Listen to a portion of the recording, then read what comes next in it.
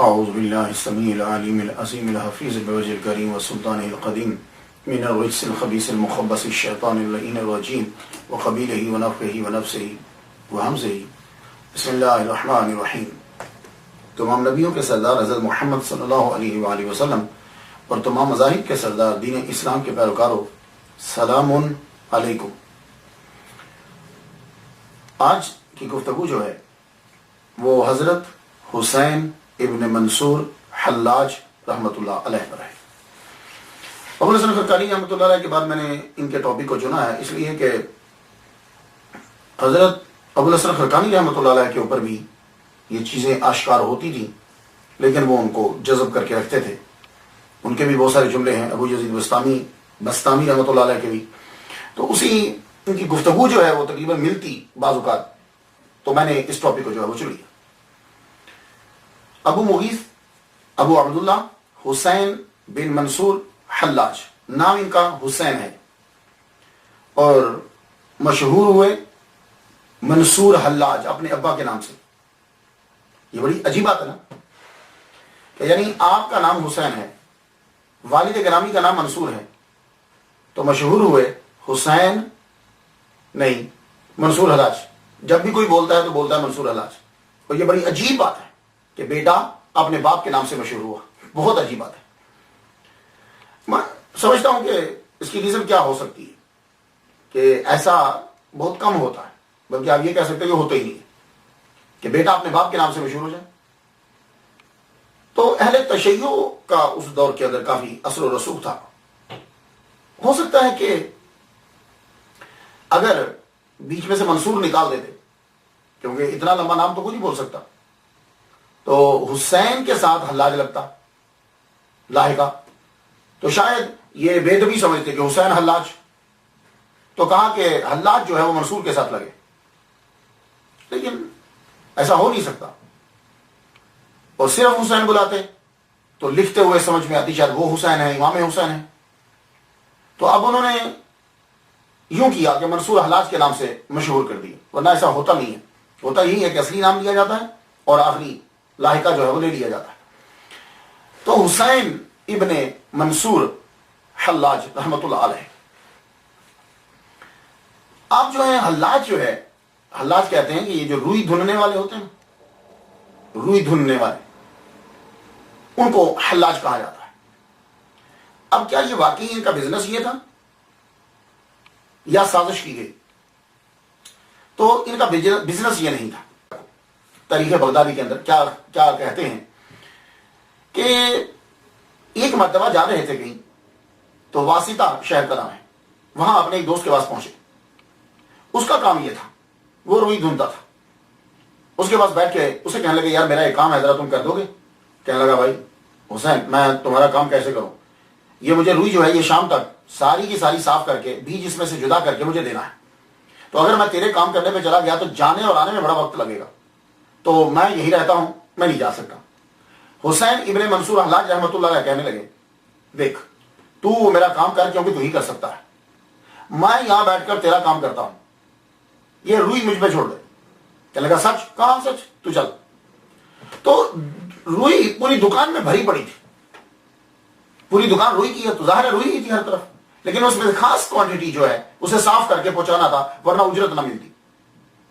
وہ آدمی جب کام کر کے واپس پلٹا تو کیا دیکھتا ہے کہ دکان کی جتنی روئی ہے وہ سب کی سب جو ہے وہ دھن چکے۔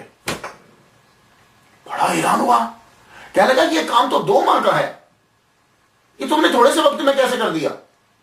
یہ بات اس نے عام کر دی تو مشہور ہو گیا یہ حلاج ہے۔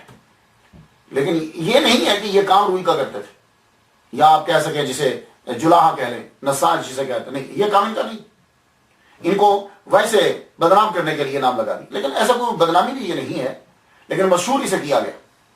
آپ کے دادا جو ہیں وہ مجوسی تھے، اور والد گرامی اسلام انہوں نے قبول کیا، اور آپ تو ظاہر ہے پھر جب والد گرامی مسلمان ہیں تو بچہ مسلمان۔ آپ کی جائے پیدائش فارس ہے، یہ شہر اب بھی ایرانی تہذیب کا مرکز ہے، صوبہ ہے یہ ایران کا۔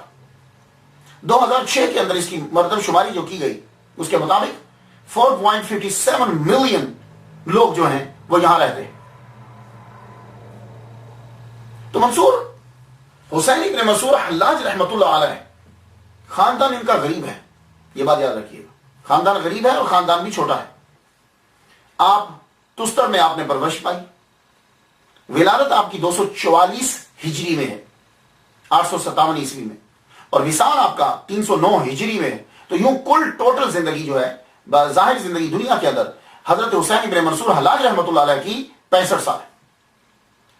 اب اس کے بعد میں دیکھتا ہوں، یہ تو تھا ایک پس منظر آپ نے جان لیا، اور آپ سن کر حیران ہوئے ہوں گے کہ ہم ان کو منصور حلاج کہتے ہیں جبکہ یہ ان کا نام نہیں ہے. ان کا نام حسین ہے، بیٹے ہیں منصور کے کہ جن کو شہرت مل گئی اس نام سے کہ وہ حلاج ہے. بچپن میں 12 سال کی عمر میں قرآن مجید حفظ کر لیا آپ نے، قرآن مجید حفظ کیا.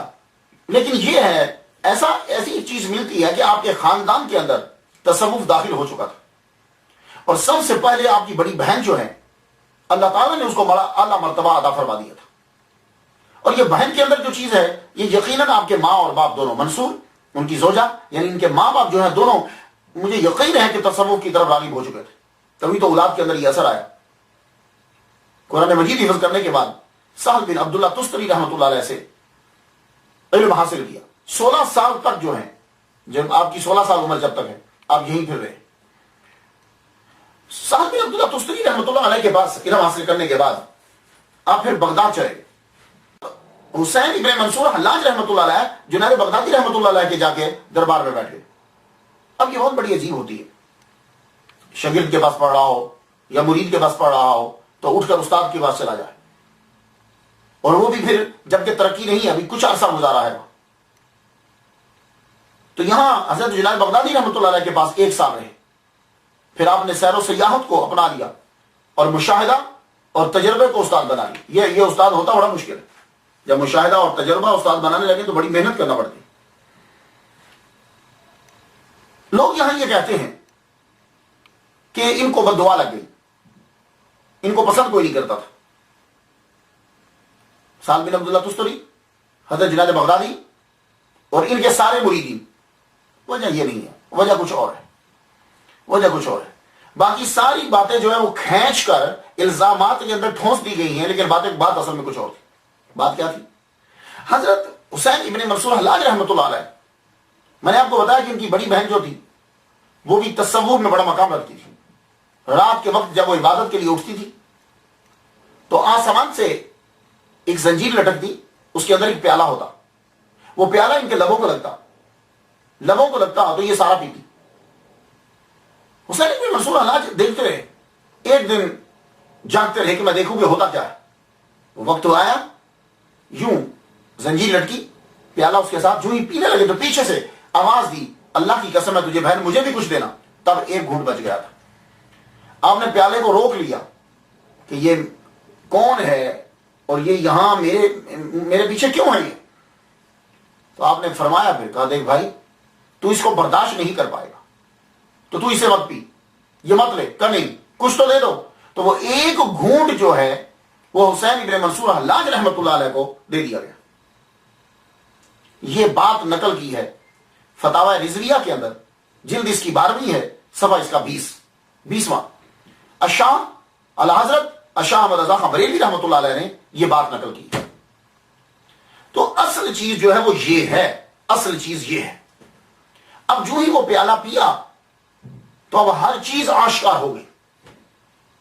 جیسے بزرگان دین کوئی لقمہ روٹی کا کھاتے ہیں یا کسی کا کوئی جھوٹا کھا لیا تو حجابات اڑ جاتے ہیں، تو وہ ایک جو گھونٹ تھا اس نے حجابات اٹھا دیے. اب طبیعت کے اندر اضطراب پیدا ہو گیا. اصل چیز یہ تھی، یہ اضطراب ان کی طبیعت کے اندر آ گیا، وہ چیز کو برداشت نہ کر پائے. اب ہر وقت جو ہے وہ جسے آپ آج کی ٹرمینالوجی کے اندر یا صوفیہ کرام کے اندر آپ وحدت الوجود کہتے ہیں نا، بس اس کی ویسی کیفیت آری ہوگی.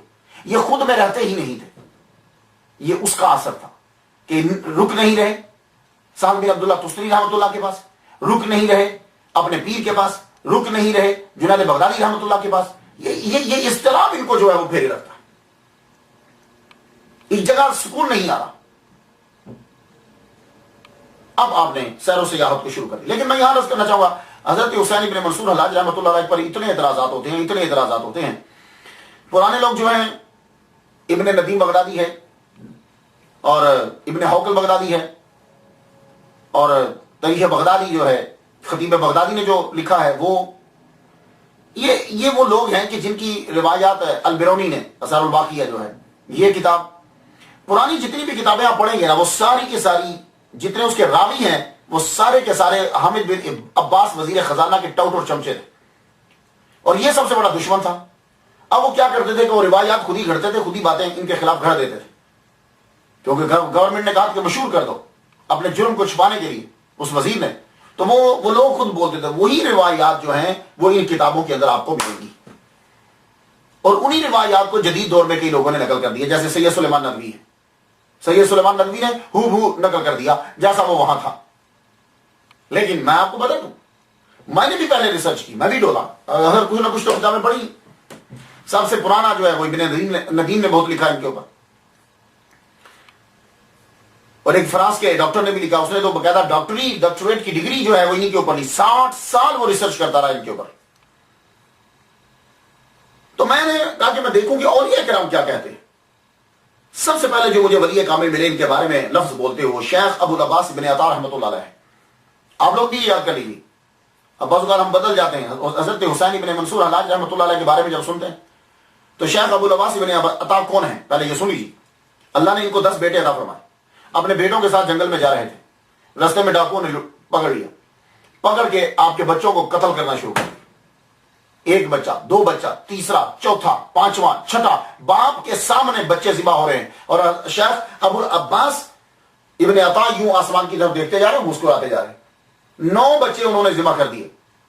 تو اب وہ جو ڈاکو کا سردار کہنے لگا عجیب سنگ دل انسان ہو، تیرے سامنے تیرے بچے کو ذبح کر رہے ہیں اور تم مسکرا رہا ہے.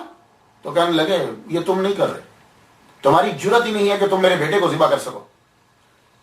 اوپر دیکھ کے مسکرائے، کہتے ہیں میں راضی ہوں. مسکرا پتہ کیوں رہا ہوں؟ میں راضی ہوں اس کی مرضی پہ، کاش وہ بھی راضی ہو جائے، کاش وہ بھی راضی ہو جائے، میں اس کی مرضی پہ راضی ہوں. یہ ہیں کہ 9 بچے ان کی نظروں کے سامنے جو ہے وہ ذبح کر دیے. تو یہ کیا کہتے ہیں؟ حضرت حسین ابن منصور حلاج رحمۃ اللہ کے بارے میں کہتے ہیں ایک جانباز صوفی ہے، اسے ایسے افعال سرزد ہوئے ہیں جن کی عقلی توجیہ ممکن نہیں، ان کی کرامات حق تعالیٰ کی طرف سے. دوسرے امام ابو القاسم عبد الکریم قشیری ہیں رحمۃ اللہ علیہ، یہ فرماتے ہیں کہ حضرت حسین ابن منصور حلاج رحمۃ اللہ کا عقیدہ اہل سنت کے حوالہ کے مطابق ہے. تیسرے شیخ اکبر محی الدین ابن عربی رحمۃ اللہ علیہ وہ تعظیم کیا کرتے تھے. ان کا تعظیم کرنا یہ بتلاتا ہے کہ جو ان پر الزامات ہیں وہ الزامات ہی ہیں، جرم نہیں. اور شیخ عبد القادر جیلانی رحمۃ اللہ علیہ پیروں کے پیر نے جب انہوں نے فرما دیا تو ہماری یہ دلیل ہے. کیا غضب کا جملہ کہا، کہتے ہیں کہ حسین بن منصور حلاج رحمۃ اللہ کو طریقت میں دشواری پیش آ گئی تھی. طریقت میں دشواری پیش آ گئی تھی اور ان کے زمانہ میں کوئی ایسا نہ تھا ان کا ہاتھ پکڑ لیتا اور سلامتی کے ساتھ اس دشواری سے نکال دیتا. یہ عبد القادر جیلانی رحمۃ اللہ علیہ فرما رہے ہیں ان کے بارے میں.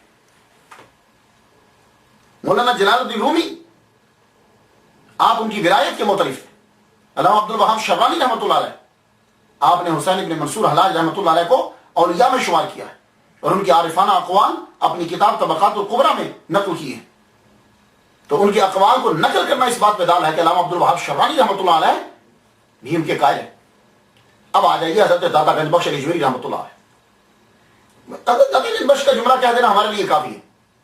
اب ساری کتابیں جو حضرت حسین بن منصور حلاج رحمۃ اللہ کے خلاف لکھی جائیں اٹھا کر آنکھ کے اندر پھینک دو. جب داتا گنج بخش علی جویری رحمۃ اللہ علیہ نے کشف المحجوب کے اندر ان کی تعریف کر دی، بس سید سلمان ندوی کو ہم کیا سمجھتے ہیں جب داتا گنج بخش علی جویری رحمۃ اللہ علیہ ان کی تعریف کر رہے ہیں. آپ فرماتے ہیں وہ بڑے قوی حال عالی ہمت بزرگ تھے. علی جویری رحمۃ اللہ علیہ آپ فرماتے ہیں وہ بڑے قوی حال عالی ہمت بزرگ تھے اور آپ نے حسین بن منصور حلاج رحمۃ اللہ علیہ کو سیدنا حسین بن منصور حلاج رحمۃ اللہ تحریر کیا. سیدنا تو جب داتا گنج بخش علی جویری نے ہمارے سردار کہہ دیا ہے تو اب باقی لوگوں کو کیا قباحت کی صفت کی. اور پھر ایک واقعہ تحریر کیا ہے کشف المحجوب صفحہ 384 پہ. کہتے ہیں کہ ایک ولی کامل حضرت سیدنا شیخ ابن علا رحمت اللہ علیہ کی زیارت کرنے کے لیے ہم 3 آدمی چلے. میں نے دل میں یہ سوچا کہ میں ان سے جا کے کہوں گا کہ مجھے حسین بن منصور حلاج رحمت اللہ علیہ کی کچھ مناجات اور اشعار اگر آپ عطا فرما دیں تو عنایت ہو. دوسرے جو تھے انہوں نے سوچا کہ میری تلی جو ہے وہ خراب ہے, میں ان سے دم کرواؤں گا, اللہ تعالیٰ ان کے صدقے سے ٹھیک کر دے. تیسرے نے یہ کہا کہ میں حلوہ صابونی جو ہے, برفی جو ہے, میں اس کا تقاضا کروں گا. تو داتا گنج بخش علی جویری رحمۃ اللہ علیہ کشف المحجوب میں لکھتے ہیں کہ جب ہم ان بزرگوں کے پاس پہنچے, گاؤں میں جب پہنچے تو ابھی میں پہنچے ہی ہوں تو کہنے لگے مجھے انہوں نے شیخ حسین بن منصور حلاج رحمۃ اللہ علیہ کے لکھے ہوئے اشعار اور کہی ہوئی مناجات وہ مجھے ادا کر دی. کہا یہ لیجیے, میں نے آپ کے آنے سے پہلے تیار کر رکھی تھی. دوسرے کو دم کیا اور اس کی دلی کو ٹھیک کر دیا. اور تیسرے سے یہ کہا کہ دیکھو یہ جو حلوہ ہے نا, حلوہ برفی ہیں, یہ صوفیاء کا کام نہیں ہے, یا تو لباس چینج کرو یا خواہشات چینج کرو. شیخ المشائخ ابو سعید ابو الخیر, شیخ ابو القاسم گرگانی, ابن عطا, محمد بن حفیف اور ابو القاسم نصر آبادی, ان تمام بزرگوں کے نزدیک حضرت حسین بن منصور حلاج رحمۃ اللہ علیہ جو ہے وہ بزرگ ہے. اور اعلیٰ حضرت عظیم البرکت شاہ رضا خان بریلوی رحمۃ اللہ علیہ نے تو ان کی تعریف کر ڈالی, ان کا ذکر کر دیا. تو ان حضرات کا شیخ ابو العباس ابن عطا کا تعریف کرنا, عبد القادر جیلانی رحمۃ اللہ کا, مولانا جلال الدین رومی کا تعریف کرنا, داتا گنج بخش علی جویری رحمۃ اللہ کا تعریف کرنا, یہ ہمارے لیے دلیل کافی ہے خواتین و حضرات. اس لیے آپ اسی کو مضبوطی سے پکڑ لیجیے اس دلیل کو. میاں محمد بخش رحمۃ اللہ علیہ نے تعریف, کوئی بھی فارسی, ہندی, پنجابی, اردو, ایون کے علاوہ اقبال, جب بھی کبھی عشق کی بات آتی ہے تو یہ تمام شعراء جو ہیں حضرت حسین بن منصور حلاج رحمۃ اللہ علیہ کا ذکر ضرور کرتے ہیں. حاجی امداد اللہ مہاجر مکی کو لے لیجیے, دیوبندیوں کے پیر ہیں, دیوبندی مکتبہ فکر کے جتنے لوگ ہیں ان کی بایت ہیں. شمال میں امدادیہ حصہ اول صفحہ 35 فرماتے ہیں کہ جب طالب محنت مشقت سے اپنی خودی سے دور ہو جائے, جب خیال خود سے گزر گیا سب سے گزر گیا, کوئی چیز نظر و خیال میں باقی نہیں رہتی بلکہ وہ ہستی حق کا معائنہ کرتا ہے, اسے اللہ اللہ ہی نظر آتا ہے, ہو کہنے لگتا ہے, انا انا کہنے لگتا ہے. یہ انا انا سمجھ گیا؟ تو یہ وہ انہی کے بارے میں بول رہے ہیں. شیخ ابو سعید ابو الخیر فرماتے ہیں حسین بن منصور حلاج حال کی انتہائی بلندی پر ہے, اور ان کے زمانے میں ممالک شرقیہ اور غربیہ میں کوئی شخص ان کا مثل و عدیل نہ تھا. اللہ اکبر جل شانہ. اور شیخ عبداللہ خفیف فرماتے ہیں کہ وہ امام ربانی تھے. تو یہ میں نے چند آپ کو حوالے دیے ہیں بہت بڑے بڑے بزرگان دین کے, اور باقی جو باتیں بنائی گئی وہ باتیں ہیں وہ سب بنائی گئی ہیں. کہ جنید بغدادی رحمۃ اللہ علیہ نے ان کے خلاف فتویٰ دیا تھا. جنید بغدادی رحمۃ اللہ علیہ یہ ان کے خلاف فتویٰ کیسے دیں, وہ تو ان سے پہلے تقریباً 13 سال پہلے دنیا سے تشریف لے گئے تھے. تو ان کو تو 309 میں 309 کے اندر جو ہے وہ ان کو سلی دیا گیا. بالکل عجیب سی کچھ جھوٹی قسم کی باتیں ساری جو ہے وہ ملائی گئی. تو ہمارے لیے یہی دلیل جو ہے وہ کافی. اب آ جائیے تھوڑے سی ان کی زندگی کے بارے میں. آپ کی طبیعت میں اضطراب ہے. سب سے پہلا حج کرنے کے لیے 270 ہجری میں آپ نے پہلا حج کیا 26 سال کی عمر میں. اور جب آپ حج کرنے کے لیے گئے, پہلا حج کرنے کے لیے, 1 سال تک مکے میں اعتکاف بیٹھے. ایسے شخص کے بارے میں کرامتی ہونے کا الزام لگاؤ گے؟ 1 سال تک مکے میں اعتکاف کیا, صبح سے لے کے شام تک, شام سے لے کے صبح تک وہیں بیٹھے رہتے. بارش دھوپ کوئی فکر نہیں ہے, بس بیٹھے رہتے. دن کو روزہ رکھتے, روزہ کھلنے کا وقت آتا تو کوزے میں پانی لایا جاتا, روٹی لائی جاتی, ایک لقمہ لیتے, کوئی تھوڑا سا پانی پیتے, اس کے بعد ختم. پھر اعتکاف 1 سال تک کعبے کے گرد مجاور بن کر بیٹھے. جسم کی فل کیفیت. پہلے حج کے بعد کہتے ہیں کہ آپ نے عمر بن عثمان مکی رحمت اللہ علیہ, عمر بن عثمان مکی رحمت اللہ علیہ, ان کی جو ہے وہ بیعت کی پہلے حج کے بعد. پھر آپ نے دوسرا حج کیا 291 ہجری کے اندر. اور جب 291 ہجری میں آپ حج کر رہے ہیں دوسرا، تو تب آپ کے مریدین کی تعداد بڑھ چکی ہے، تب آپ کی شہرت ہو چکی، تعداد جو ہے وہ زیادہ ہو چکی۔ 291 دوسرا حج کرنے کے بعد پھر آپ نے جو ہے وہ سفر ہندوستان کا جو ہے، اس میں آپ سے کرامات کا صدور ہوتا ہے، بہت سی کرامتیں صادر ہوتی ہیں، حالانکہ آپ بچنا چاہتے ہیں لیکن لوگ اگر تقاضا کرتے ہیں آپ سے، اور جب وہ تقاضا کرتے ہیں تو ان کی مصیبت اور مشکل کو دیکھتے ہوئے آپ سے کرامات کا جو ہے وہ صدور ہو جاتا ہے، کرامتیں صادر ہوتی ہیں، اور اس کے بدلے میں لوگ پھر آپ کو کیا کہتے ہیں کہ یہ جادوگر اور ساحر۔ یہ بھی ایک آپ کے اوپر بہت بڑا الزام تھا۔ کہتے ہیں کہ ایک مرتبہ کچھ فاقہ کش لوگ آپ کے پاس آئے اور آپ کے کہنے لگے شیخ ہماری مدد کرو۔ آپ نے فرمایا میں تم سے زیادہ مفلوق الحال ہوں، میں خود غریب ہوں، میں تمہاری مدد کیا کروں؟ نہیں شیخ ہماری ضرور مدد کرو۔ آپ نے فرمایا کہ کہیں اور چلے جاؤ، مگر وہ بزید رہے۔ تو آپ نے پھر آسمان کی طرف منہ کیا، آسمان کی طرف منہ کر کے کہنے لگے اے اللہ، جب آپ نے اپنے بندوں کو میری طرف متوجہ کیا ہے تو پھر خود ہی ان کی ضرورت کا سامان فراہم کیجیے۔ ان پر الزام ہے خدائی کے دعوے کا، اور یہ کہہ جا رہے ہیں اے اللہ جب تو نے بندے بھیجے ہیں تو پھر ان کی ضرورت بھی کا سامان بھی فراہم کیجیے۔ یوں آپ نے ہاتھ آسمان کی طرف بلند کیا، تو ہاتھ نیچے کیا تو اس کے اندر درہم، یوں جھاڑا تو درہم ہی درہم۔ آپ نے ان کو کہا جاؤ اپنی ضرورت کو جو ہے وہ پوری کرو۔ اس سے کرامت بھی ظاہر ہوتی ہے، اور یہ بھی ظاہر ہوتا ہے کہ آپ اللہ پر ایمان رکھتے ہیں۔ تبھی تو کہہ رہے ہیں اللہ جب تو نے اپنے بندے بھیجے ہیں تو پھر خود ہی ان کی ضرورت کا سامان بھی فراہم کر۔ تو اسے عرض کر رہے ہیں۔ اور ایک مرتبہ آپ اعتکاف جو ہے وہ بیٹھ جایا کرتے تھے، کمرے کے اندر آپ بیٹھتے، مراقبے میں چلے میں بیٹھ جاتے، دربان آپ کے باہر بیٹھے رہتے، دروازہ بند ہے، دربان باہر ہے، آپ کمرے سے غائب۔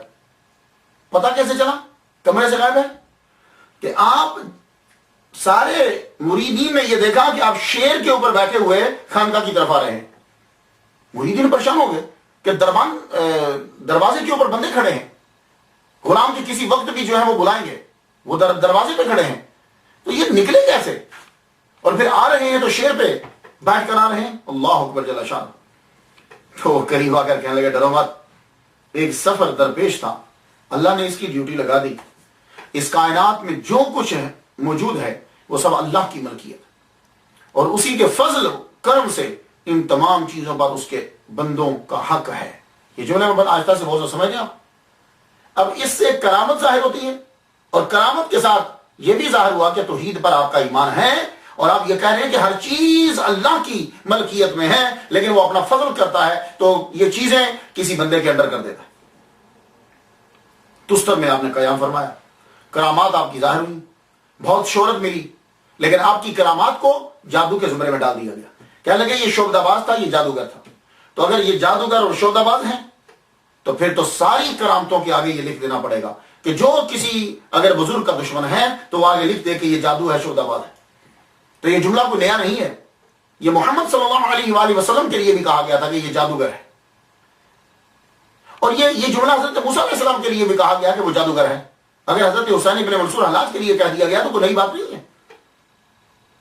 تستر کے اندر آپ جا رہے ہیں، آپ کے سر کے اوپر ہاتھ مار دیا شخص نے، آپ یوں بازار میں مجمع میں جا رہے ہیں، اس نے ہاتھ اٹھایا اور آپ کے سر کے اوپر یوں ہاتھ مارا۔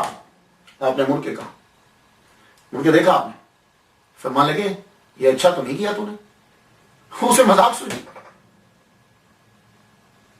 آپ نے فرمایا اب تو نے ایسا کیا تو میں تجھے سزا دوں گا۔ کہنے لگا اچھا۔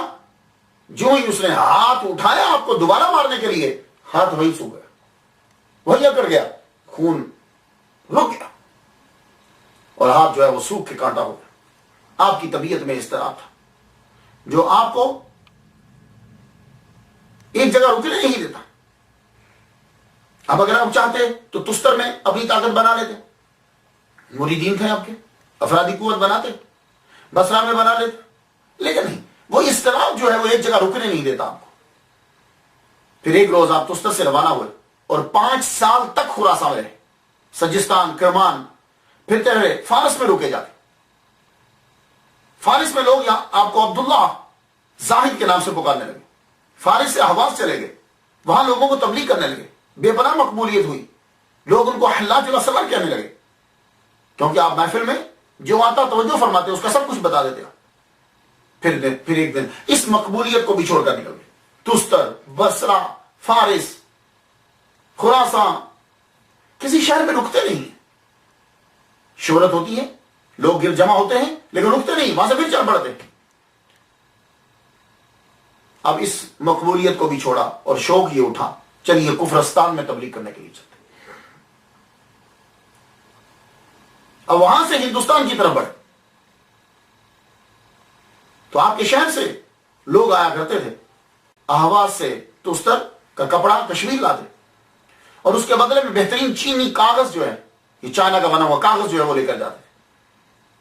تو آپ اسی قافلے کے ساتھ, یہ قافلے والے رستے کو جانتے تھے, تو آپ تستر سے پھر یہاں ہندوستان کی جانب آئے. کہتے ہیں کہ ملتان میں بھی آئے, کہتے ہیں کہ ہندوستان کے شہر میں ہے, کشمیر میں پہنچے, وہاں سے چائنا کی طرف آپ چلے, وہاں بھی رکے, وہاں بھی تبلیغ کی. تو آپ نے دوسروں کے مذاہب کے بارے میں جانا, اور جہاں جہاں آپ کا قافلہ رکتا تھا وہاں آپ تبلیغ کرتے تھے. کئی لوگوں کو آپ نے ہندوستان میں بھی مسلمان کیا. ہندوستان کے لوگوں نے آپ کو مغیث کا لقب دیا, چین کے لوگوں نے آپ کو مقیت کہا, روزی دینے والا.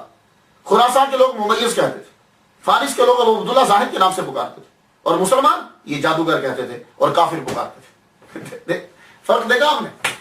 تو مسلمان جادوگر کہتے. اور آپ نے اپنے سفر کے دوران بہت سی کتابیں بھی لکھی, جو آپ دیکھتے واردات قلبی جو آپ پہ ظہور ہوتا وہ کتابوں کی شکل میں آتا جاتا. آپ نے 46 کتابیں لکھی ہیں, 46 بکس ریڈن بائی ہم. 46 کتابیں جو ہیں وہ آپ نے لکھی, اور تمام کی تمام عربی زبان کے اندر لکھی. ہاں, تو کچھ لوگ کہتے ہیں کہ ایک آپ کا دیوان ہے جو فارسی زبان کے اندر ہے, فارسی میں نہیں ہے. وہ عربی میں, دیوان بھی عربی میں ہے, وہ فارسی کا دیوان کسی اور کا ہے, نام ان کا بھی حسین ہے. 46 کتابیں لکھی, اور ان کتابوں کے نام پڑھیے.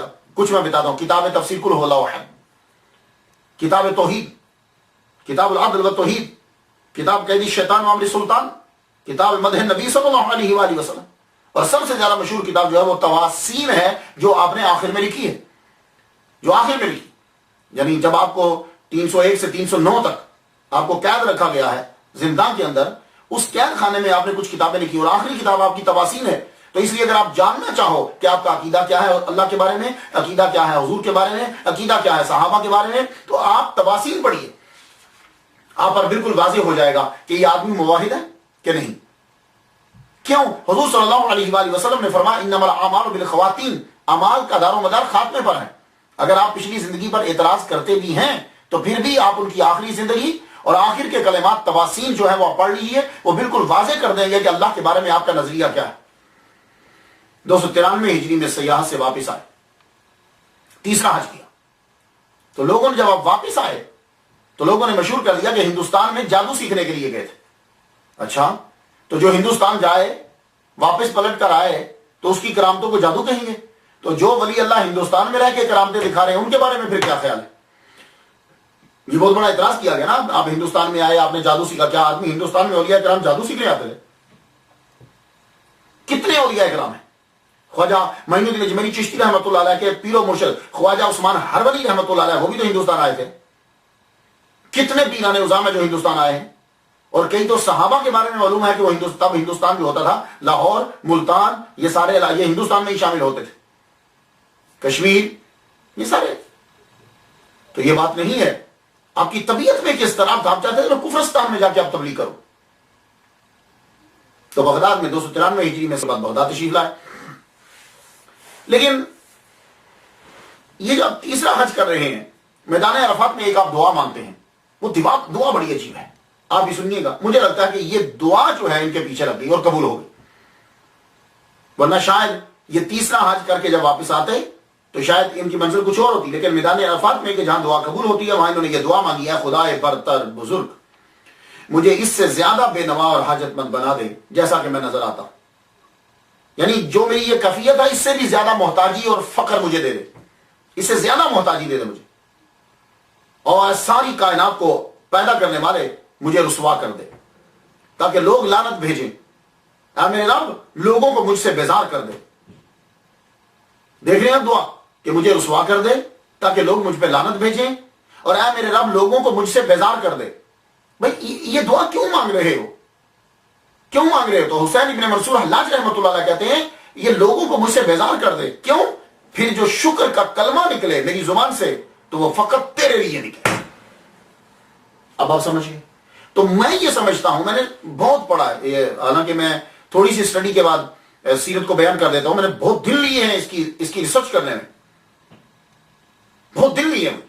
تو یہ دعا جو ہے وہ قبول ہو گئی, اور اب یہ دعا ان کے پیچھے پیچھے. تو جو ان کا انجام آپ دیکھ رہے ہیں وہ یہ دعا خود ہی رب سے یہ مانگا.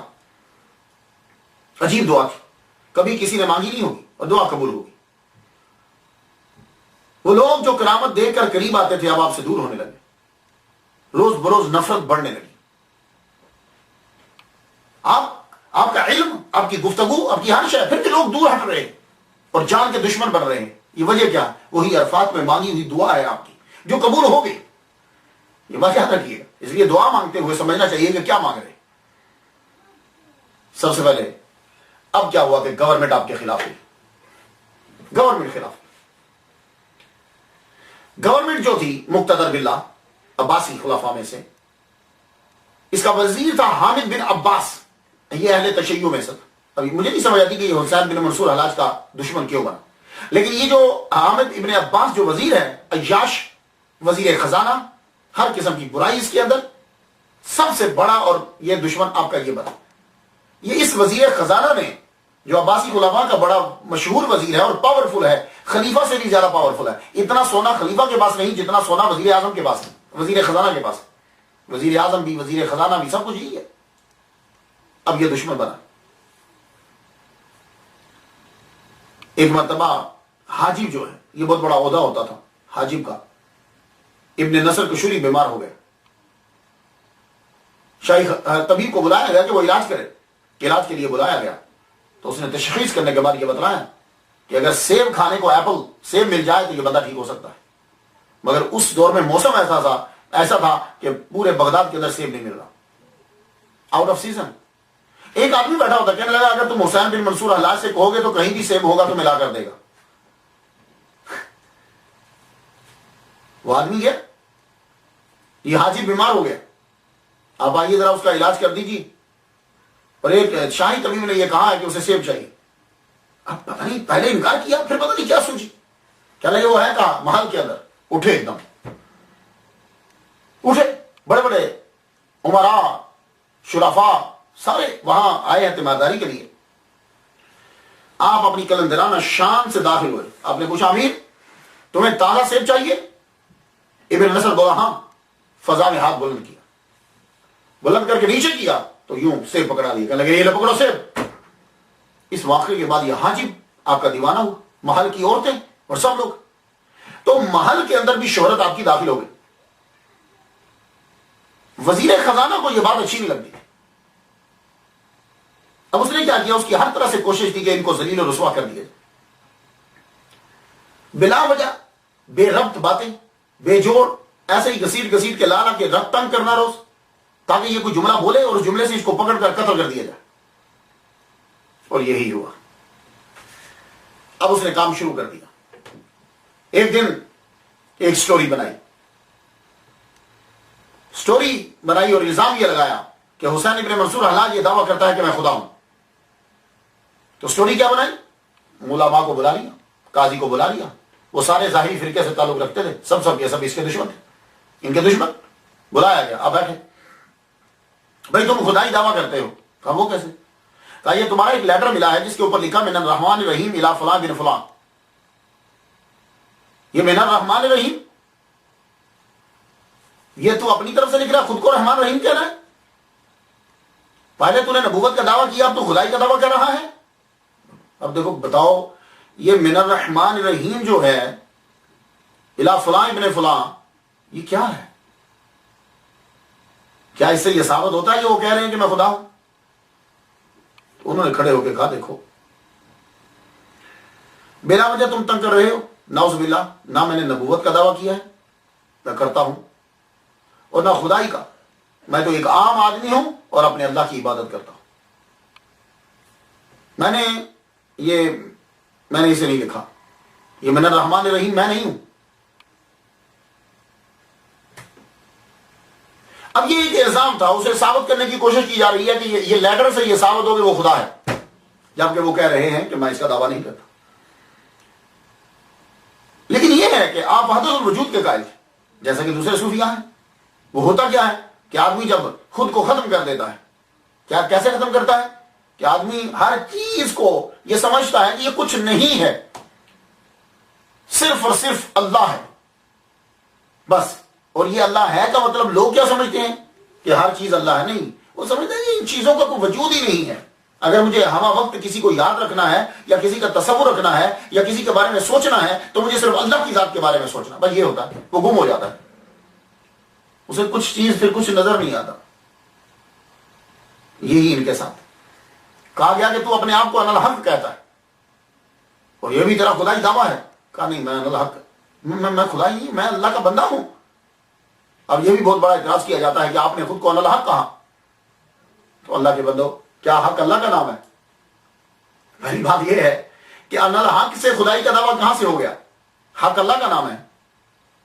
اللہ ذاتی نام اس کا اللہ ہے. ہاں, کوئی بندہ یہ کہے کہ میں اللہ ہوں تو سمجھ میں آتا ہے کہ وہ خدائی دعویٰ کر رہا ہے. وہ کہے میں رب ہوں تو سمجھ میں آتا ہے کہ وہ خدائی کا دعویٰ کر رہا ہے. وہ کہہ رہے ہیں حق ہے. تو آج کل ایک ٹی وی چینل ہے, اس کا نام حق ہے, تو کیا کہیں گے؟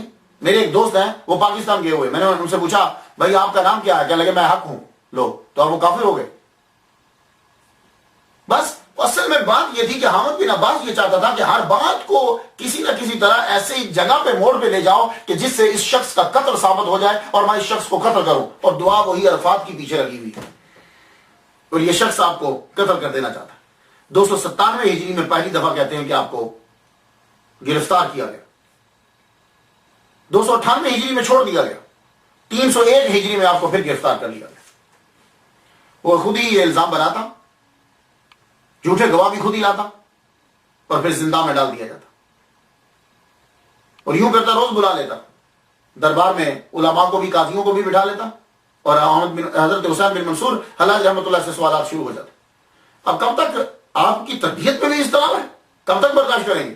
ایک دم سے پھر جب جوش آتا, جذب پیدا کی کیفیت تاری ہوتی تو آپ پھر شروع ہو جاتے.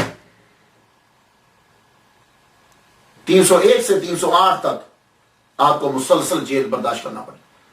اس دوران آپ کو مسلسل الزامات کا نشانہ بنایا گیا. حامد بن عباس خلیفہ کو کوئی نہ کوئی بات لکھ دیتا اور قید میں توسیع ہوتی رہتی. آپ پر سب سے پہلے یہ الزام لگایا گیا کہ تو نے قرآن کی مثل بنانے کا دعویٰ کیا ہے. یہ بھی بالکل غلط ہے. یہ بھی آپ کے خلاف الزام لگایا گیا ہے, سٹوری کو بنایا گیا ہے, کیونکہ اس بات کو خطیب بغدادی نے لکھا ہے, مگر روایت کی ہے ابن باقویہ شیرازی سے, اور اس شخص کے بارے میں مشہور ہے کہ یہ جھوٹی حکایات بناتا ہے. تو یہ بات کہ حسین بن منصور حلاج نے یہ کہا کہ میں قرآن بنا سکتا ہوں, جس بندے نے روایت کی ہے وہ جھوٹا ترین کذاب آدمی. اب اس کو چاہے خطیب بغدادی بیان کرے, چاہے سید سلیمان ندوی بیان کرے, جب راوی ہی روایت کرنے والا ہی جھوٹا شخص ہے تو آگے جو مرضی اس کو لکھ دے. دوسرا یہ تھا کہ آپ نے جادو سیکھا ہے, آپ جادوگر ہیں, شعبدہ باز ہیں. تو میں وہ پہلے کہہ چکا ہوں کہ تو پھر تو ہر ولی کے بارے میں یہ کہنا پڑے گا کہ ہر ولی جو ہے اس کی کرامت جو ہے کوئی دشمن بھی اٹھ کے کہہ سکتا ہے یہ جادو ہے, یہ شعبدہ بازی. لیکن جادو اور شعبدہ بازی, اس کا بہترین اور خوبصورت جواب جو ہے وہ شیخ اشرف علی تھانوی صاحب نے دیا. وہ بہت خوبصورت جواب دیا. آپ فرماتے ہیں دیکھو, ان کے اوپر یہ الزام لگانا کہ وہ جادوگر تھے یہ سراسر غلط ہے. اس سے معلوم یہ ہوا کہ اشرف علی تھانوی حضرت شیخ حسین ابن منصور حلاج رحمۃ اللہ علیہ کی طرفداری کر گئے, انہوں نے صحیح مان لیا کہ وہ جادوگر نہیں تھے. کیوں؟ جادوگر جو ہوتا ہے وہ گندا رہتا ہے, جادوگر جو شخص ہوتا ہے وہ پلیت رہتا ہے, جادوگر جو ہوتا ہے اس کے اندر وہ حسن معاشرت سے دور بھاگتا ہے, صفائی اس کے اندر نہیں ہوتی, تو اور عبادت بھی نہیں کرتا. یہ بات یاد رکھیے, جادوگر جتنا پلیت رہے گا اتنا جادو کا اثر زیادہ ہوتا ہے. تو شیخ حسین ابن منصور حلاج رحمۃ اللہ علیہ ان کے اندر صفائی تھی, اس نے معاشرت ہے, اور تبلیغ ان کی مشہور ہے, وہ جادوگر نہیں. بہت خوبصورت جواب ہے.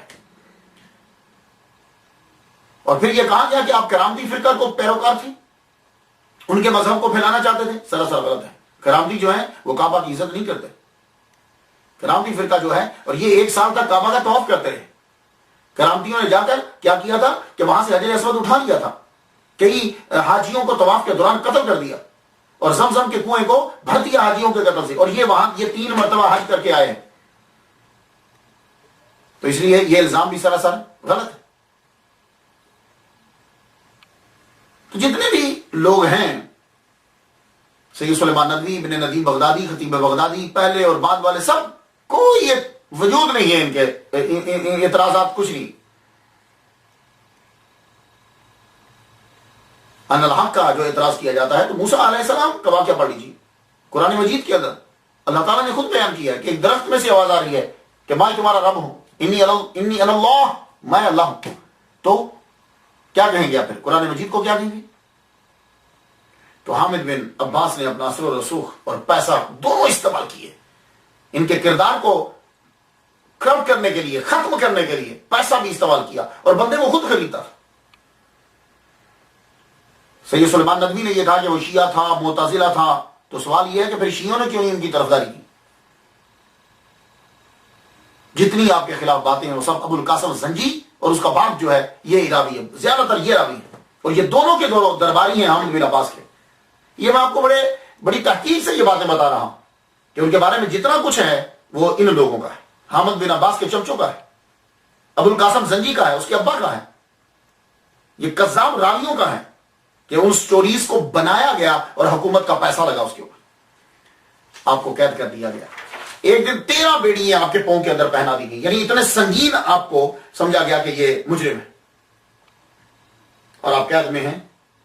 نہ جانے ایک دن کیا خیال آیا، تالا لگا ہوا ہے، زنجیریں، بیڑیاں پہنی ہوئی ہیں، 64 سال 65 سال عمر، بیڑیوں سمیت، یوں دروازے کا تالا توڑا بھی نہیں، دروازے میں سے نکل گئے اور زندان کے قید خانے کے اس گوشے میں چلے گئے جہاں 300 بے گناہ قیدی پکڑ گئے لائے گئے تھے. جا کر ان کے سامنے کھڑے ہو گئے. تم آزاد ہونا چاہتے ہو؟ حیران رہ گئے، بابا جی بیڑیاں پہنی ہوئی، یہ کیسے باہر آ گئے؟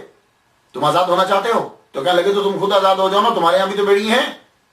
بات ان کی بڑی سچی تھی، بات تو سچی تھی. کہا کہ تم خود آزاد ہو جاؤ. کہا نہیں، ہم آزاد نہیں ہو سکتے، ہم خدا کی قید میں. تم اس بات کو چھوڑو، نکلنا چاہتے ہو؟ کہاں؟ کہا یہ بیڑیاں ہیں، یہ تالا ہے، راستہ کوئی نہیں ہے. کہا چھوڑو. اشارہ کیا، سب کی بیڑیاں ایک دم سے کھل گئی، تالا کھلا، سمجھ لگے باہر آؤ. کہا جی آپ ادھر سے جاتے ہیں تو محافظ کھڑے ہیں. کہا چھوڑو. یوں اشارہ کیا، دیوار کو شک کیا، کہا اس سوراخ میں سے آہستہ آہستہ کر کے باری باری نکلتے جاؤ. رات کو 300 آدمی زندان سے بھگا دیا. صبح محافظ آیا، پوچھ رہا تھا بندے کہاں گے کہاں گے کہاں گے؟ وہ دوسروں سے پوچھ رہا، آپ نے فرمایا مجھ سے پوچھو، میں نے رات کو بھگایا، میں نے ان کو فرار کروایا ہے. اللہ اکبر جل شانہ. 301 ہجری میں جو گرفتار کیا گیا تھا، الزام تھا کہ خدائی کا دعویٰ کرتا ہے. اس کا الزام لگانے والا بھی ابو بکر سوری. یہ بھی ایک درباری شاعر ہے اور ادیب ہے. یہ الزامات لگتے رہتے آپ. اور جب حامد بن عباس کو کوئی ٹھوس ثبوت نہیں ملا کہ جس کی بنا پہ قتل کیا جائے، تو آخر اس نے پھر ایک اور سٹوری بنائی، اور یہ سٹوری اتنی پاورفل اور زبردست تھی. 84 علماء کو بلایا گیا، قاضی کو ذات ابو عمر کو بھی بلا لیا گیا،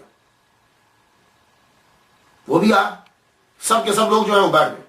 اور آج یہ مکمل ارادہ تھا کہ ان کو کافر جو ہے وہ ثابت کر دیا جائے. وہ اس کے لیے کیا طریقہ اختیار کیا گیا. آپ کی جو کتب تھی جو آپ پڑھا کرتے تھے وہ چرائی نہیں. ان میں سے ایک کتاب حضرت خواجہ حسن بصری رحمۃ اللہ علیہ کی تھی، السنن. اب ظاہر جو آدمی کتاب پڑھتا ہے اسے اپنی کتابوں کا پتہ تو ہوتا ہے، اور پرانے دور میں تو جس طرح کتابیں ملتی تھی سونے کے بھاؤ ہوتی تھی، ان کتابوں کی حفاظت کتنی اور وہ کتنی نظر میں ہوتی تھی. تو اب یہ دیکھیے یہ کتاب ہے تو میری نظر میں ہے. اگر کوئی آدمی یہ پوچھے بھائی یہ کیا کتاب ہے، میں بولوں اقتباس الانوار ہے، بھائی مجھے نظر آ جائے گی، دور سے نظر آ جائے گی. اب ذرا دیکھیے گا، حسینی بن منصور حلاج وہاں بیٹھے، 84 علماء جو دشمن آپ کے، جو چمچے ہیں گورنمنٹ کے، وہ اور قاضی ابو عمر وہ بھی یہاں بیٹھے ہوئے. اب وہ جو کیا کہ عبارات لکھ کر اس کتاب کے اندر ایڈ کر دی گئی، پیپر جمع کر دیے گئے. ان میں کیا عبارتیں تھیں کہ کوئی آدمی اگر صرف رات کو 2 رکعت نفل پڑھ لیتا ہے تو ساری زندگی کی نماز سے وہ چھوٹ گیا. بھائی جو آدمی خود جیل کے اندر 500 نفل پڑھ رہا ہے, سارا دن نفل پڑھ رہا ہے, کیا وہ یہ لکھے گا کہ 2 رکعتیں جو پڑھ لے ساری زندگی کی نمازیں چھوڑ دے؟ احمقانہ بات ہے. اور جو آدمی کسی ایک کمرے کے اندر ایک دن اعتکاف بیٹھے, روزہ رکھے, اعتکاف بیٹھے, اور بعد میں وہ کیا کرے, یعنی وہ اس کے اندر جب وہ بیٹھا ہے تو بعد میں وہ خود ہی اس کمرے کے گرد ننگا چکر لگائے تو اللہ اس کو حج کا ثواب دے دے گا. یعنی بات ہے, لفظوں کے تیور بتاتے ہیں کہ کسی گھٹیا انسان نے ان کو لکھا. تو یہ پیپر جو ہیں وہ اس کتاب کے اندر رکھ دیے گئے, اور انہوں نے اس کتاب کو کھول کے قاضی ابو عمر کو اور مولویوں کو پڑھایا. یہ دیکھیے جی, یہ اس نے اپنے ہاتھ سے لکھے ہوئے ہیں, یہ اس کی باتیں ہیں, یہ اس کے عقائد ہیں. اب اس کتاب کو بند کر کے دور سے کہا گیا, پوچھا اے حسین بن منصور حلاج یہ کیا ہے؟ کہا میں جانتا ہوں, یہ حضرت حسن بصری رحمۃ اللہ علیہ سنن کتاب ہے, میں اس کے اندر جو لکھا ہے وہ حق ہے, میں اس پر عمل کرتا ہوں. نے کہا اچھا تم اس کتاب کو مانتے ہو؟ کہا. اب اندر جو ڈالا گیا اس کے بارے میں پوچھا نہیں جا رہا. چاہیے تو یہ تھا کہ قاضی یہ پوچھتا کہ اس کے اندر یہ لکھا ہوا ہے, کیا تم اس کو بھی مانتے ہو؟ نہیں. تو قاضی نے بنا دیکھے فیصلہ صادر کر دیا, اور 84 علماء نے دستخط کر دیے کہ اس شخص کو قتل کر دیا جائے. یہ تھا آخری حربہ. تو قاضی چیف جسٹس نے جب اس کے اوپر سائن کر دیے, اور ظاہری فرقے سے تعلق رکھنے والے 84 علماء نے جب کر دیا, تو اب یہ ساری چیزیں لکھ کر خان احمد بن عباس وزیر خزانہ نے اس کو بھیج دیا خلیفہ کے پاس, اور خلیفہ سے یہ کہا کہ یہ حکومت کے لیے خطرہ ہے بہت بڑا, اس کی تعداد دن بدن بڑھتی جا رہی ہے, اگر آپ نے اس کو قتل نہ کیا تو یہ حکومت کے اوپر قبضہ کر لے گا, آپ فوراً سے حکم صادر کیجئے کہ اس کو قتل کر دیا جائے. سن لیا آپ نے؟ خلیفہ کے پاس جب خط پہنچا, خلیفہ نے فوراً سے لیٹر لکھ دیا جوابی, سب سے پہلے اس کو 100 تازیانے مارے جائیں, اور اگر یہ بچ جائے تو پھر اس کو سولی پہ چڑھا دیا جائے. یہ بادشاہ کی خلیفہ کی طرف سے آرڈر آ گیا. جنید بغدادی رحمۃ اللہ علیہ نے کوئی فتویٰ نہیں دیا آپ کے سولی پہ چڑھا دینے کا, کوئی فتویٰ نہیں دیا. کیوں؟ 309 میں آپ کو حسین بن منصور حلاج رحمۃ اللہ علیہ کو قتل کیا گیا, اور جنید بغدادی رحمۃ اللہ علیہ 13 سال پہلے دنیا سے چلے گئے تھے 297 ہجری میں, اس لیے ان کا کوئی فتویٰ نہیں. جب حکم وہاں سے آیا, کوتوال محمد بن عبد الصمد اپنے سپاہیوں کے ساتھ اندر داخل ہوا, زندان کے اندر غلام کو بھیجا کہ جاؤ حسین بن منصور حلاج کو باہر لے کر. جب غلام گیا تو آپ کھڑے ہوئے, کہنے لگے بس اب حسین بن منصور ہلاک ہوا, اس کا وقت آ گیا. ان کو لے جایا گیا بڑی خاموشی سے بغداد کے شہر کے اندر, اعلان کر دیا گیا کہ حسین بن منصور حلاج کو پھانسی دی جائے گی. دعا قبول ہوگی. وہ عرفات میں مانگی ہوئی دعا, مجمع, بیچ میں مولوی بھی ہیں, سب لوگ بیچ میں, گورنمنٹ جو ہے اور پولیس سب کو دھکے رہی ہے, وزیر جو ہے وہ خود کھڑا ہے. حسین بن منصور حلاج رحمۃ اللہ علیہ کو لایا گیا. آپ کو جب لایا گیا, سب سے پہلے ان ظالموں نے ان کے اوپر پتھر مارے. آپ چپ. پتھر برسانے کے بعد جلاد کو یہ حکم دیا گیا کہ آپ کوڑے برساؤ, خلیفہ کا آرڈر ہے. 100 کوڑے پتھروں کے بعد آپ کوڑے مارے گئے. آپ ذرا خود سوچو, 65 سال کی عمر ہے, زنجیر ہے, پابا زنجیر ہے, اور آپ کو جب کوڑے مارے گئے, اور وہ کوڑے عام کوڑے نہیں ہیں, وہ پوری طاقت کے ساتھ حامد ابن عباس کا چمچہ پوری طاقت کے ساتھ مارتا تھا کوڑا. وہ کوڑے جب مارتا, 1 2 نہیں, 10 20 نہیں, 100 کوڑے مکمل کھایا. اور مجال ہے کہ اف تک بھی کی ہو, روئے ہوں, چیخے ہوں, بس منہ سے ایک ہی لفظ نکلتا, احد احد, اللہ ایک ہے, اللہ ایک ہے, اللہ ایک ہے. اور یہی جملے, یہی لفظ جو ہے حضرت بلال حبشی رضی اللہ تعالیٰ عنہ کے منہ سے نکلتے تھے جب آپ کو مارا جاتا تھا, احد احد احد, اللہ ایک ہے, اللہ ایک ہے, اللہ ایک ہے. اب بھی آپ اعتراض کرو گے ان کی توحید پر. 100 کوڑے جب مکمل ہو گئے, اب آپ کو سولی کی طرف لے جایا گیا. لوگ رو رہے ہیں, چیخو پکار ہیں. اب سولی کی طرف جب لے جایا گیا, اب اس حامد بن عباس نے خود اپنی طرف سے جو ہے وہ آرڈر دیا, کہنے لگا اب سب سے پہلے اس کے ہاتھ کاٹے جائیں. حضرت حسین بن منصور حلاج رحمۃ اللہ کا ہاتھ کاٹا گیا پہلے, لیکن مجال ہے کہ آپ کچھ بولے ہوں, کچھ بھی نہیں. ہاتھ کاٹا گیا, ہاتھ کے بعد دوسرا, دونوں ہاتھ کاٹ دیے گئے. آپ کے خون جو ہے وہ مسلسل بہ رہا ہے, اور آپ خاموش ہیں. اس کے بعد آپ کو سولی کے اوپر لے جایا گیا. جب وہاں کھڑا کیا ہے اور گلے کے اندر پھندا جو ہے وہ ڈال دیا, ابھی لٹکایا نہیں ہے کہ لٹکانے سے پہلے دونوں ٹانگیں بھی آپ کی کاٹ دی. دونوں ٹانگیں کاٹ دی. تصور کیجئے ذرا, کہ دونوں بازو آپ کے کاٹ دیے گئے, دونوں ٹانگیں آپ کی کاٹ دی گئی, مگر آپ روئے نہیں. اس کے بعد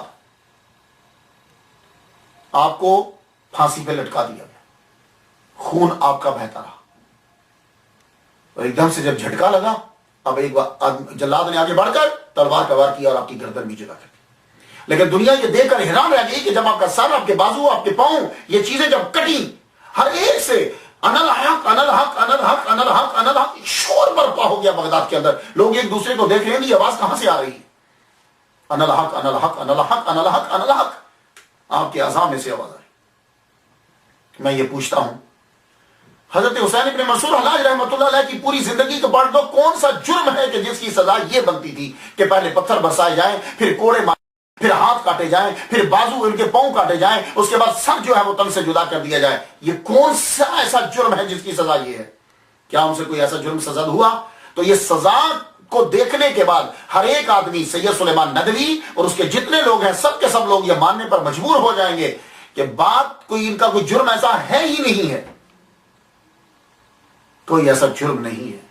یہ ذاتی رنجش ہے, ذاتی دشمنی ہے. اب وہ کیا ہے؟ اب وہ اس قدر دوسری پھیلا دی گئی ہیں کہ حقیقت حال جو ہے وہ سمجھ میں آتی نہیں. اور جب آپ کے بازو اور ہاتھ کاٹے جا رہے ہیں تو یہی کہتے ہیں, پانے والے کے لیے یہی کافی ہے کہ تنہا اللہ اس کا ہے اور کوئی یار و مددگار نہیں. پانے والے کے لیے یہی کافی ہے کہ تنہا اللہ اس کا ہے اور کوئی یار و مددگار نہیں. تو ہر وقت یہ پوری رات گزر گئی. رات جب گزری تو اب بھی ان الحق ان الحق ان الحق ان الحق. تو جس بیس کے اوپر ان کو سزا دی گئی وہی آواز ان کے مرنے کے بعد بھی آ رہی ہے, تو پوری گورنمنٹ ہل گئی. اب اسے کیا کیا جائے؟ اب ان کے اعضاء لیے گئے, پاؤں, ہاتھ, سر, جسم سارا لے کر اس کو پہلے تیل میں ڈبویا گیا. وہ پیٹرول ٹائپ کی جو چیز اس کے اندر ڈبویا گیا. ڈبونے کے بعد اب اس کو آگ لگا دی گئی. یہ اللہ کی سزا ہے؟ نہیں نہیں نہیں نہیں. اس کو آگ لگا دی گئی, راکھ بن گئی, ہر شے جل گئی.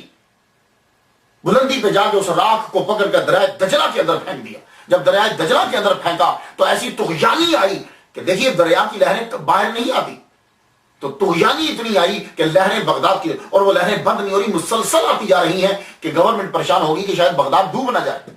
تو ایک دم سے آپ کے ایک مرید آگے بڑھے, حمد بن عباس سے کہنے لگے, یہ اس وقت تک دریائے دجلہ سے نکلتی رہیں گی لہریں جب تک کہ بغداد پورا ڈوب نہ جائے. یہ میرے شیخ کو سزا دینے کا نتیجہ اور تمہاری سزا ہے. تو کیا پھر اب کیا کیا جائے؟ کہا میرے شیخ کا یہ جبہ لے جاؤ, اس کو جا کے دجلہ میں پھینک دو, دجلہ کو سکون مل جائے. دریائے دجلہ میں جا کے آپ کے جبے کو پھینکا گیا, لہریں نیچے چلی گئی. اب کی راکھ ایک جگہ اکٹھی ہو گئی.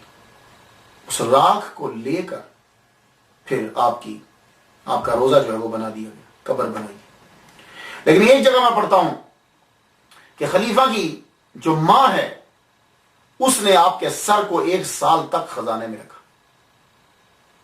سر آپ کا بچ گیا, باقی دھڑ کو آگ لگا دی, سر بچا, اس کو اپنے خزانے میں رکھا. اور بعد میں کہتے ہیں کہ جہاں آپ کی قبر ہے وہاں جو ہے وہ دفنا دیا گیا, بعض کہتے ہیں کسی اور جگہ کے اوپر. تو خواتین و حضرات, یہ تھے حضرت حسین بن منصور حلاج رحمۃ اللہ علیہ. آپ ان کی تواسین کتاب ضرور پڑھیے, اس میں آپ کو پتہ چل جائے گا کہ یہ توحید کے بارے میں عقیدہ کیا رکھتے ہیں, اور صحابہ کرام کے بارے میں. صحابہ کو آپ مانتے ہیں, اللہ کو مانتے ہیں, رسول کو مانتے ہیں, باقی آپ کا عقیدہ آپ فنا فنا ہے. وحدت الوجود کا جو عقیدہ تھا وہی آپ کا ہے. وہ یہ کیا ہے, وہ تب وحدت الوجود کا نظریہ زبردست تھا کہ ہر وقت اللہ کو یاد کرنا ہے اور کوئی چیز سب نہیں. لیکن اللہ تعالیٰ نے ان لوگوں کو کہ جنہوں نے حضرت حسین بن منصور حلاج رحمۃ اللہ علیہ کو شہید کیا تھا, اللہ تعالیٰ نے ان کو بڑی بھیانک سزا دی. یہ حامد ابن عباس وزیر جو تھا, وزیر خزانہ, عیاش اور شرابی آدمی تھا. سب سے زیادہ خلیفہ سے بھی زیادہ سونا اس کے پاس تھا. اس کو سزا دی گئی, اس کے ہاتھ پاؤں اس کے بھی کاٹ دیے گئے. اور یہ تڑپ رہا تھا, جب جنگ ہوئی تو یہ تڑپ رہا تھا, ہاتھ پاؤں کٹے ہوئے ہیں. ایک آدمی قریب آیا, کہنے لگا تیری سزا تو یہ ہے کہ تو اسی طرح جان دے دے, لیکن میں تم پر احسان کرتا ہوں. آگے بڑھ کر اس کی گردن کاٹ دی. اس کی یہ نتیجہ ہے. اور خلیفہ جس نے آرڈر دیا تھا 320 ہجری میں مونس نے موصل پر حملہ کیا, قبضہ کر لیا. اب بغداد پہ وہ حملہ کرنے لگا تو خلیفہ کی اور اس کے درمیان جنگ ہوئی. خلیفہ بھاگ گیا. جب بھاگا تو ایک بربری فوجی نے اسے پکڑ لیا. پکڑنے کے بعد اس کے کپڑے اتار دیے، برہنہ کر دیا، اور پھر سر قلم کر دیا اور سر کو نیزے پہ چڑھا کے اس کے دربار میں پیش کیا۔ یہ خلیفہ کو سزا ملی، اور اس کے علاوہ باقی لوگوں کو بھی اسی طرح کی سزائیں ملی۔ اللہ تعالیٰ سے دعا کرتے ہیں کہ اللہ تعالیٰ ان کو سکون عطا فرمائے۔ بہت خوبصورت لکھا ہے، میں نام لینا جن سے میں بڑا متاثر ہوا، آصف خان صاحب، اللہ کے ولی، ان کی کتاب ہے، بہت خوبصورت ان کے بارے میں لکھا ہے۔ آپ مزید جاننا چاہو تو ان کے بارے میں پڑھیے گا۔ میں تو فاتحہ پڑھ چکا ہوں، لیکن آپ لوگوں سے ہے کہ آپ بھی ضرور فاتحہ پڑھیے۔ اس کے بعد اگلی جو گفتگو ہم کریں گے وہ شیخ بہاؤالدین نقشبند رحمۃ اللہ علیہ پر۔ آپ کہیں گے کہ اتنی دور تم کیسے نکل گئے بہاؤالدین نقشبند پہ؟ وجہ یہ ہے کہ انہوں نے یہ کہا کہ جو چیزیں حسین بن منصور حلاج پہ وارد ہوتی تھی وہ مجھ پر بھی وارد ہوتی، اس حال سے میں بھی گزر رہا ہوں، لیکن وہ کنٹرول نہ کر پائے، میں ان کو جذب کر رہا ہوں۔ انشاءاللہ گفتگو اگلی کریں گے، اجازت دیجیے۔ وآخر دعوانا الحمدللہ رب العالمین۔